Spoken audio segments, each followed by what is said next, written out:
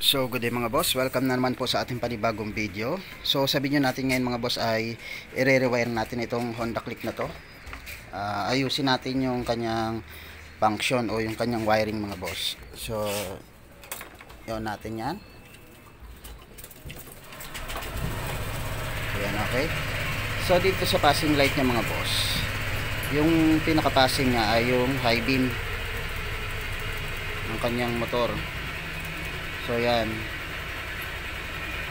Tapos meron din siyang hazard. Yan. Ito yung kanyang hazard. Left signal at right signal. So yan. So pagdating sa kanyang horn mga boss, so nagpa-passing din siya.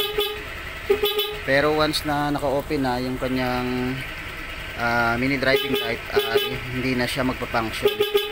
So yan yung ayusin natin.